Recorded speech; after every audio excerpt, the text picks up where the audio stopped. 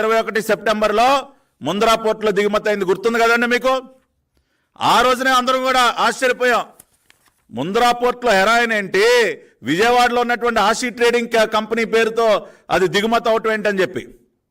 ఇవాళ మళ్ళీ Sandhya aqua exports, Konam Veerabhadrarao, YCP నాయకుడైనటువంటి కోనం పూర్ణచంద్రరావు సోదరుడికి చెందినటువంటి కంపెనీ పేరుతో మళ్ళీ 25,000 కిలోల మత్తు పదార్థాలతో కూడినటువంటి ఈస్ట్ని బ్రెజిల్ నుంచి కూడా దిగుమతి చేశారు.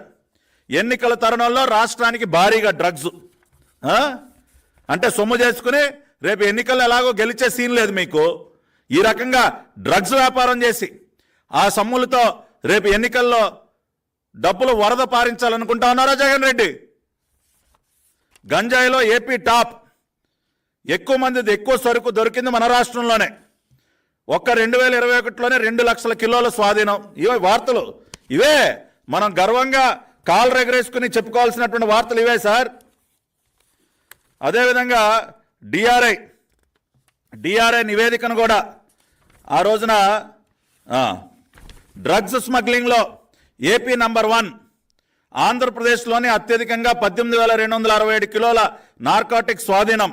డిఆర్ఐ నివేదికను విడుదల చేసిన కేంద్ర మంత్రి నిర్మలా సీతారామన్ డిసెంబర్ 6, 2022.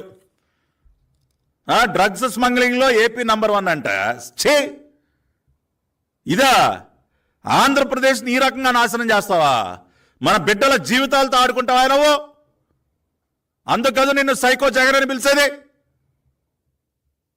ఇవాళ ఒక రాష్ట్రానికి శనిలాగా బట్టే మత్తు డ్రగ్స్ స్మగ్లింగ్లో ఏపీ నంబర్ 1. ఇంతకంటే దారుణమైనటువంటి విషయం ఇంకోటి ఉంటుందా? గంజాయికి కేర్ ఆఫ్ అడ్రస్గా మార్చి హెరాయిన్కి, కొకైన్కి, గతంలో దేనిలో నెంబర్ 1 ఆంధ్రప్రదేశ్. పెట్టుబడులు సాధించడంలో నెంబర్ 1, గుడ్ గవర్నెన్స్లో నెంబర్ 1, అన్ని రకాలుగా ప్రజలకు సంబంధించి అభివృద్ధి కార్యక్రమాల్లో నెంబర్ 1, సంక్షేమంలో నెంబర్ 1.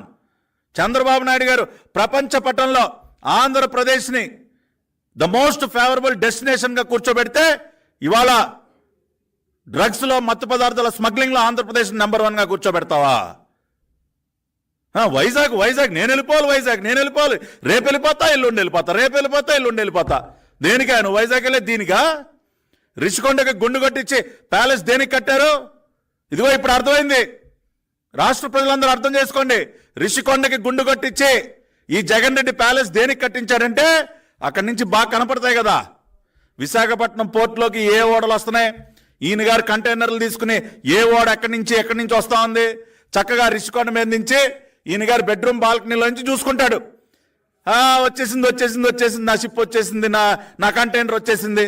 అరే లోడ్ దింపండిరా, అన్ని వేల కిలోలు వచ్చింది, ఇన్ని వేల కిలోలు వచ్చింది. దీనికా నువ్వు వైజాగ్ మకాం మార్చాలనుకున్న? దీనికా? ఇప్పుడు అర్థమవుతుందండి మీకు దేనికి ఈ సైకోగాడు వైజాగ్ వెళ్ళాలనుకుంటా ఉన్నాడో. ఇదిగో ఈ రకంగా రాష్ట్రంలో ఉన్నటువంటి పోర్టులన్నీ కబ్జా చేశాడు. గంగవరం పోర్టు కబ్జా, కృష్ణపట్నం పోర్టు కబ్జా, అన్ని పోర్టులు మరే. కాకినాడ పోర్టు కబ్జా. ఎందుకా నీకు నీ పోర్టులు? నీ అరబిందోకి, నీ బినామీ కంపెనీలకి అన్నిటికీ ఎందుకా పోర్టులు అంటే ఇదిగో దీనికోసం. ఈ రకమైనటువంటి దిక్కుమాలని వ్యాపారాలు చేయడం కోసం రాష్ట్రంలో ఉన్నటువంటి పోర్టులన్నీ కబ్జా చేస్తావా? పోర్టులన్నీ తెగనమ్ముతావా? అర్థం చేసుకోండి ఒక్కసారి ఎంత క్రూరమైనటువంటి వ్యక్తో. ఇవాళ రాష్ట్రాన్ని ఏ రకంగా సర్వనాశనం చేశాడో జగన్ రెడ్డి. రాష్ట్రంలో ఉన్నటువంటి పోర్టులన్నీ కబ్జా చేసి ఈ రకంగా మత్తు పదార్థాల బిజినెస్ చేయడం కోసమా? డ్రగ్ స్మగ్లింగ్లో ఏపీ నంబర్ 1.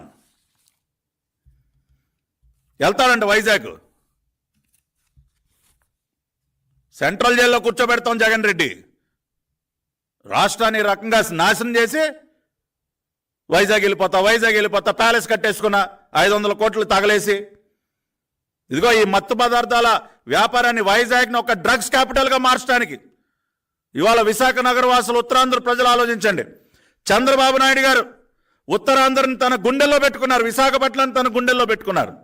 ఆ ప్రాంతాన్ని అంతా కూడా పరిశ్రమలు, కంపెనీలు తీసుకొచ్చి అభివృద్ధి చేసి అక్కడ మన బిడ్డలకు ఉపాధి కల్పించాలనుకుంటే ఈ దుర్మార్గుడు, ఈ సైకో మత్తు పదార్థాలు ఒక డ్రగ్స్ క్యాపిటల్గా మార్చి విశాఖపట్నాన్ని అక్కడ మన బిడ్డల జీవితాలతో ఆటలాడుకోవడానికి